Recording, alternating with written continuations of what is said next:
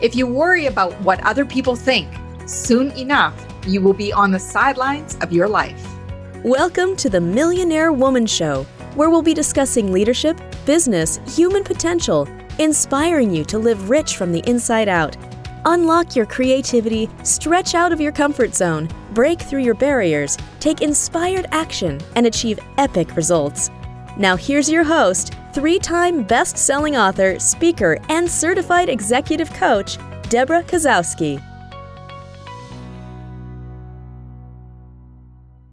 Hello, everyone, and welcome to another Millionaire Woman Show, where we get you guests from all around the world who can help you live rich from the inside out, taking principles of life, leadership, and business so you can take steps in creating strategies and moving forward. Today, I have a special guest, and her name is Kim Bohr. She's an author, in-demand speaker, coveted executive advisor. She is also the CEO of Millionaire Group. Did I get that right? Yes, you did. Excellent. The firm is known for diagnosing and repairing organizational and leadership disconnects, working with both companies and leaders to help them assess, align, and accelerate the strategic priorities that impact talent, execution, and business growth.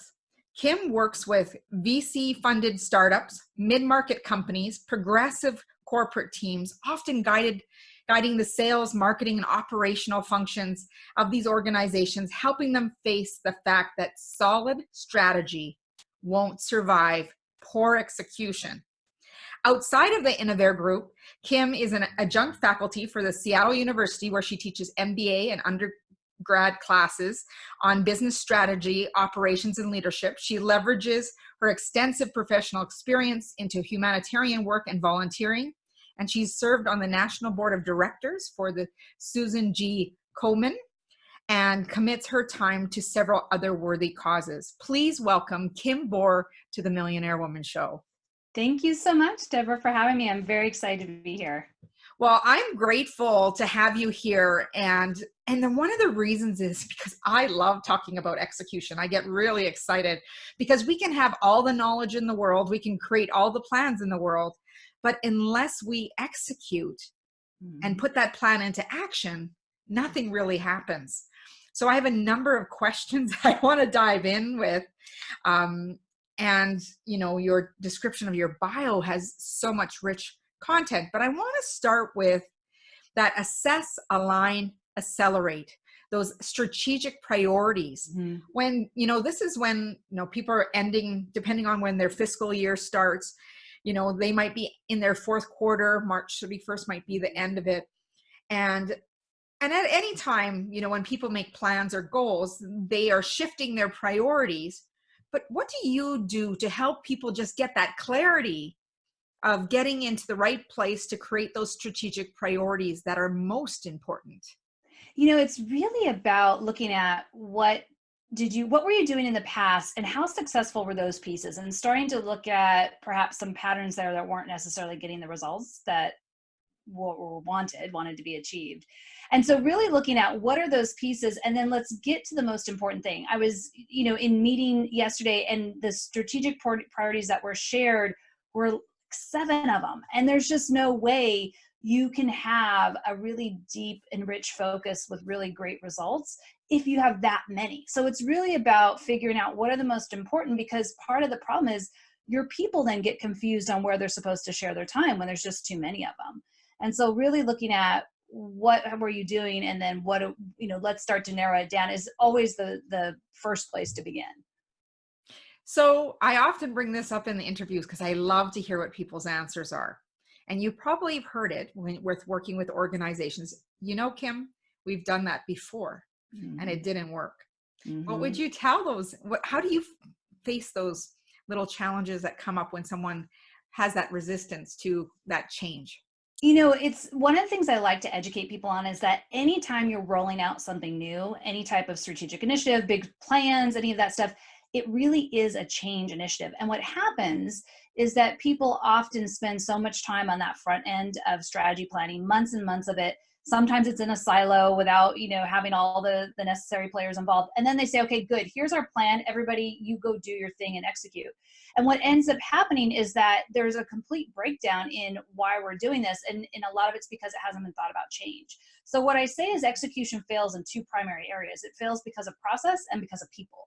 And so when I start to talk in that manner and say, look, your strategy is probably pretty good, but let's just look at where the execution breaks down. And then we start to look at the process. Was there something that really didn't land well from a communication standpoint? You would be surprised that that's one of the biggest pieces that organizations lack, is an actual communication plan as to how this is rolling out, so that people understand why it's happening in the first place. So when I start to get into that level of detail with people and start to ask questions and get really curious, then we start to have a lot of ahas and recognition that, I guess we're not doing quite that. And then that starts to really open up the conversation. I think a common question that comes up is, how much communication is too much? Yes, it's a really good question. And what I like to start with is I offer up a 3-step plan or process, in a sense that it really is simple, and it helps leaders of any level to actually be able to communicate more effectively. And that's the starting place for it. So what I say is, when we're talking about any type of communication in this sense, we're looking at it from a change lens in a way, even for people who aren't into that space. And what we say is the best way to start with communicating is saying where we've been, because if you think about it, you have people that you're communicating with in your organization of all different tenures. Some have been on this journey for a long time. Others have maybe just been hired a couple of weeks ago. So you start with the first step is, where have you been? Or where we've been and why how we've evolved, why we moved. Then it's about where we are today. And when you think about where we are today, it's about current situation and what's our catalyst for making this next move, rolling out these initiatives, why we want to do this, execute in this way. And the really key to that is about looking at what the catalyst could either be something really great. It could be a market opportunity, or it could be something that we see coming down the way that's not going to serve us well.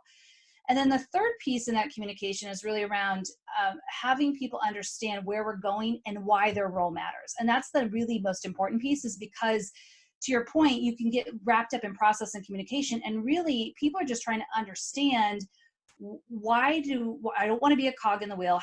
What do I do actually aligns and fits? And then how am I actually able to understand the connection and move? And so if you think about communication that way, it really is a simplified way, and it can get people aligned and on the same page pretty quickly. So one of the things that I'm thinking about is that buy-in. Mm-hmm. Whenever there's change, you're facing resistance. That communication tool is really important. But when we're wanting to get that buy-in, and I love how you say, people want to know how they're part of that cog in the wheel, right? We want to know what's the why behind it? What's my role? Right. And how am I making a difference? Often is what it is, like, because I think there's times when people think that they have this invisibility, this lack of voice, mm-hmm. into really creating change and being part of change. What do you recommend when leadership is working with their individuals to get that buy-in? So I look at it from two different lenses. So from a leadership lens, it is the obligation of the leader and of the organization to always help make that connection. And I believe what tends to happen is, as leaders, especially senior leaders inside organizations who are creating the strategy and these really key initiatives, they're in dialogue around these conversations so long, so much, that it almost creates an immunity to what it is. And so when things get rolled out, it's less impactful to them because they've been in meeting after meeting for months and months.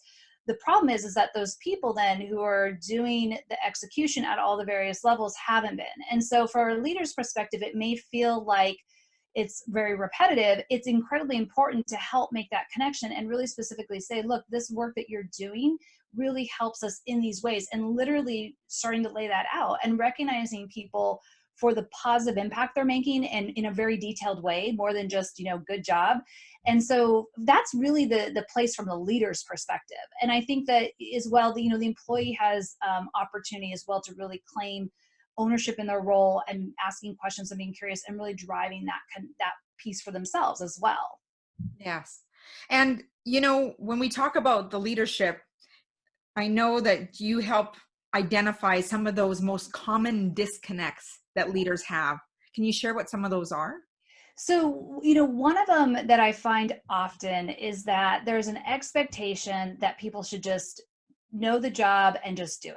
Like, why do I always have to tell you what, make that connection, what it is, And the reality as leaders is that we are supposed to lead and inspire and help people remove the obstacles that people are facing in getting things done, and being that champion that says, let's give you the resources and the tools you need.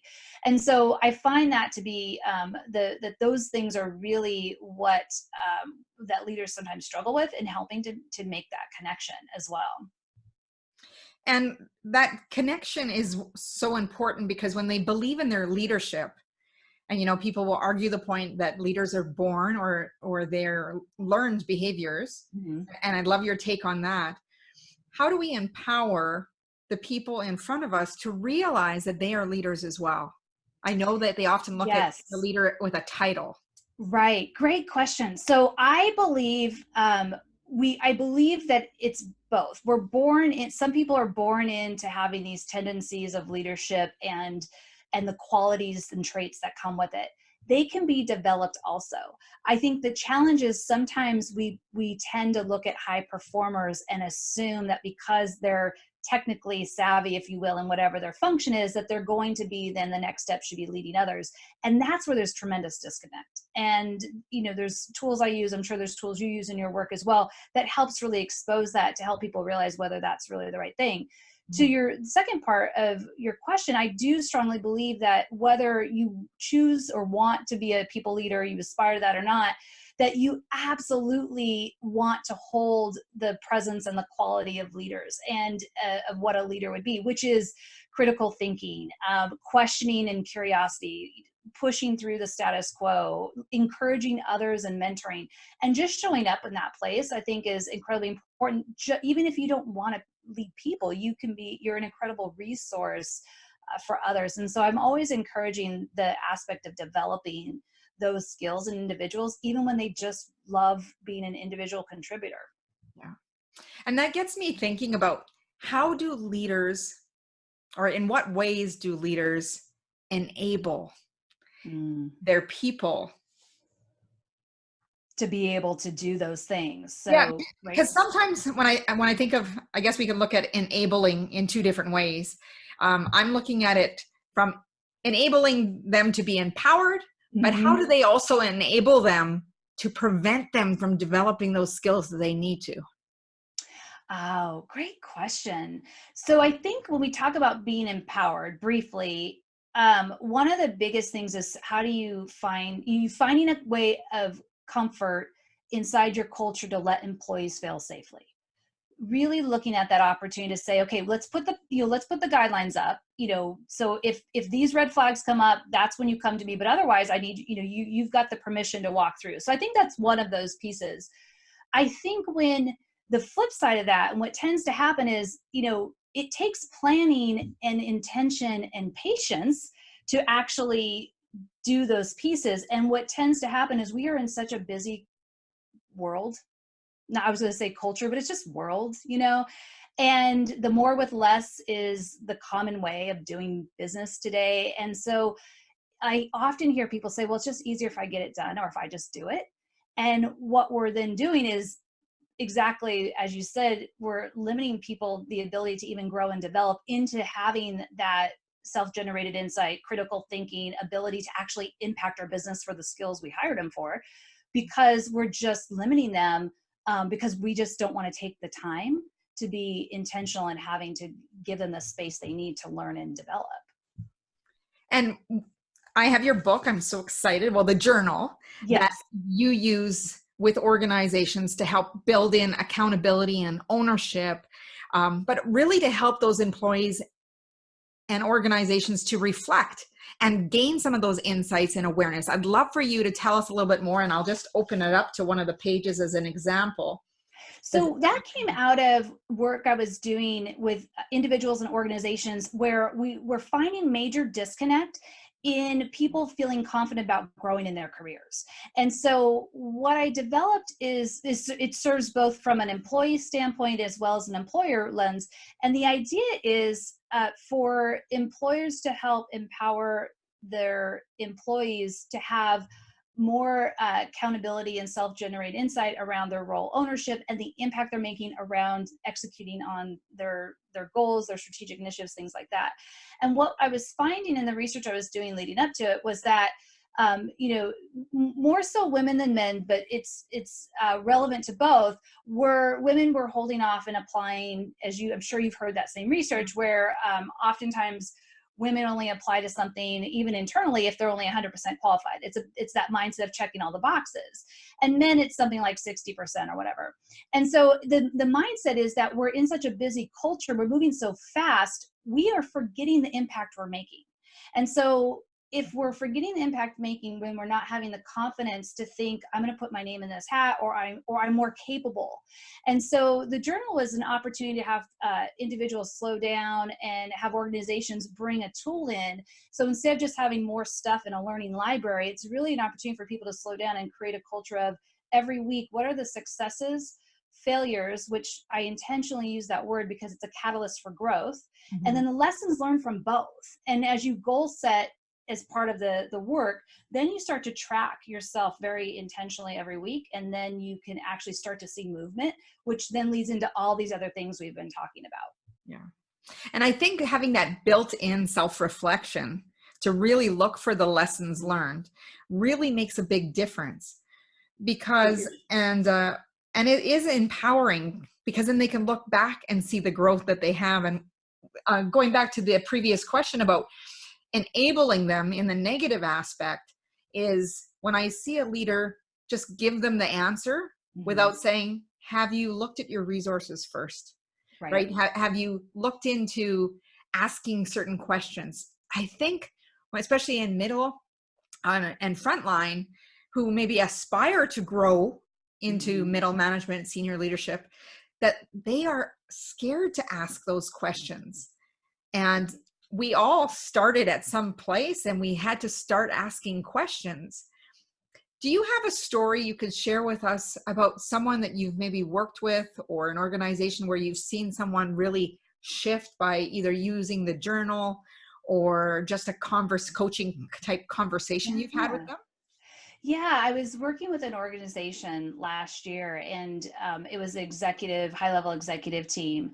And part of what they didn't realize was that they had each other as a resource, and that the lack of understanding that the impact they were making was actually to get this company and really the product into market. And so we utilize those tools inside the journal of looking at tracking week to week and helping them isolate what were the wins and then what were the wins that they were sharing together. And they ended up really finding the synergy and the rhythm they needed in order to really be a strong leadership team as they were moving forward. And so it's really about helping individuals and helping organizations see that this becomes a tool that allows for some pause in a way that's really needed, but it's also a pause that helps then drive the results inside both professionally and personally. And it's an opportunity to open that discussion, because what I find, even with my individual coaching clients, is we are not celebrating those wins enough. Yes. And we can learn as much from the wins as we can learn from the failures or the learning experiences. And those wins, when we hear an individual's win and maybe we haven't had that win, we can start learning, what did they do? What's working? Right. Well, and sometimes often we downplay our wins. It's like, oh yeah, whatever. Well, that little win you had actually was huge. You being able to influence somebody to make a change of decision or to open up a possibility, that's really a big deal. And that's a really important skill set.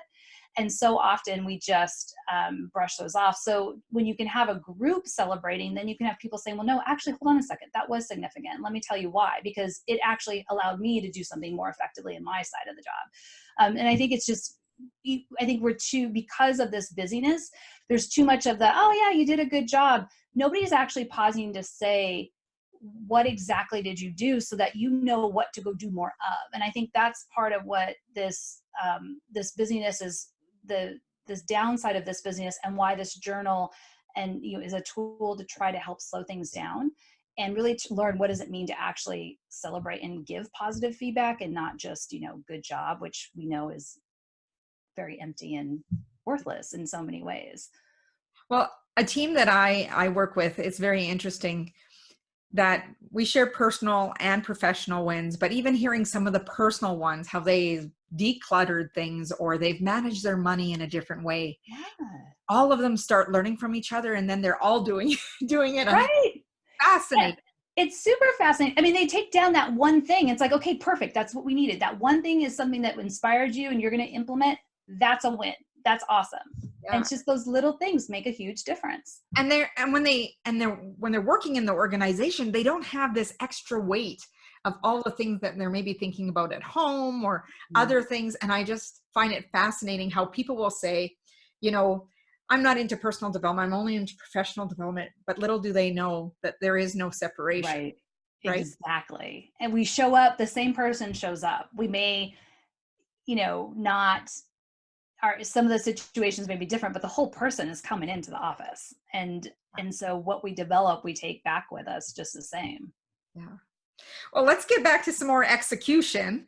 And I'd love to know, we talk about the solid strategy won't survive if you have poor execution. Mm-hmm. So tell us a little bit more.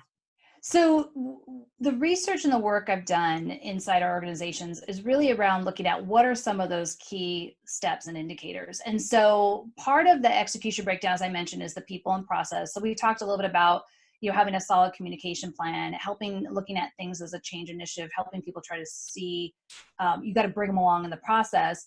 But also it's around, there's this lack of skill development at times. We roll things out and expect people to just be able to go do it. And so that's one of those big disconnects as well. And if we start to isolate how organizations typically about execution and what hasn't worked, we can quickly hone in and say, okay, let's look at it from, is it really on the process of people side, a little bit of both.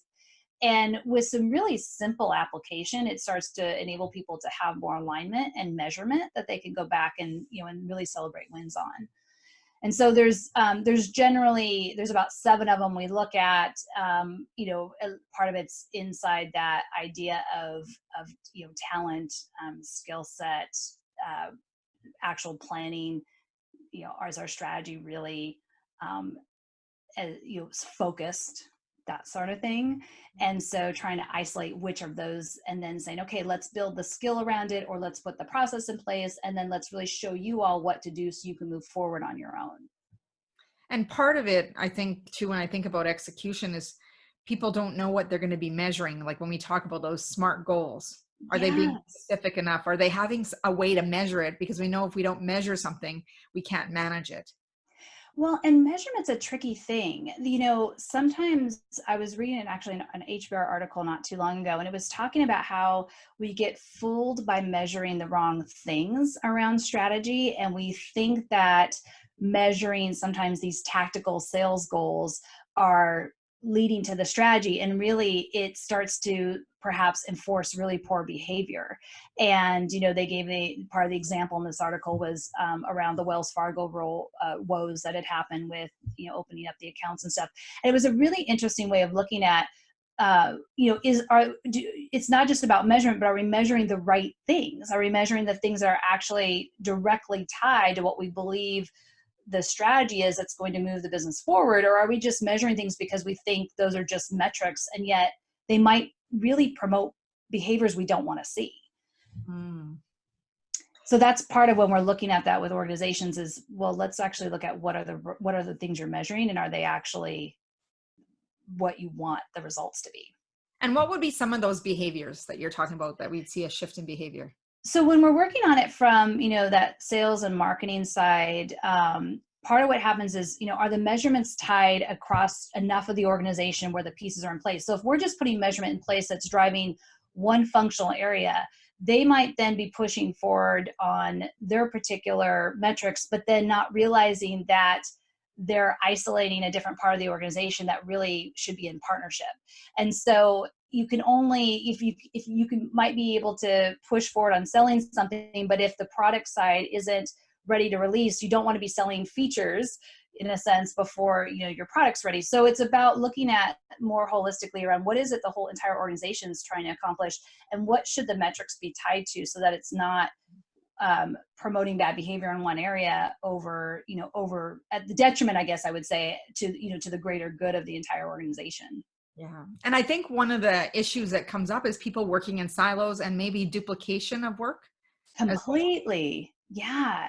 That's what, so much of the execution side is, if it's not thought out, where people aren't then taking time to do an operational planning session. So the strategy gets set, and then we move it into really the operational planning session. If they're not really doing that, then you're just getting your piece of paper that has your numbers on it, and you're just told to go. And that's where the silos are created, even if they're unintentionally. If it's not thought about saying, okay, now it's time for these different functional areas to get together and figure out how they're going to do it together, that's where you see that incredible breakdown. And just really, that's where the culture starts to become toxic, and it's not competitive in a healthy way. It becomes really counterproductive. Yeah. And as an individual, creating that accountability for yourself as being part of that strategic plan, because you have your own work that you do, Mm-hmm. to build in that accountability by, using the example of the journal, creating milestones, focusing on your own productivity, Mm-hmm. to really gear things up. I would like to know what your view is on the greatest contributor to sustainable success. I think it really is around intention, and being intentional in reflection and assessment, and then what do you change to move forward. Because we can get into the typical patterns, and we end up repeating things that are really comfortable. And so if we're not actually willing to look back and say, wow, I really didn't do that well, or, those really aren't the results I really want to have, then we end up just repeating it over and over again, and finding excuse after excuse of why, even for ourselves, why it didn't work. Mm-hmm. And so I'm going to go off a little bit of a different direction. What is one book that has really impacted your career or your life? So Marshall Goldsmith's book, What Got You Here Won't Get You There. One of my favorites. Yes. Oh my goodness. So that was really a pivotal point for me in my career as a leader, where I actually wasn't leading well. And I knew things were broken, and I had asked for feedback, and I couldn't get feedback there was nothing substantive. And I said, look, I'm not getting the results I need. And so I read that book. And that book then took me down that journey, and even working with his firm way back when, but it took me down that journey. That was an incredible book that I think today is still very, very relevant for anybody to read. So what was the one thing that you identified for yourself, if you don't mind sharing, Yeah. the greatest growth came from? Because I know he talks about several principles that these are some of the things that you could be doing that is not going to move you ahead. Because when he talks about what got you here, for those of you who are listening and viewing, it's really about all the things you've done before got you to where you are now, but it doesn't mean that it's going to get you to the next level. Mm-hmm. So please share.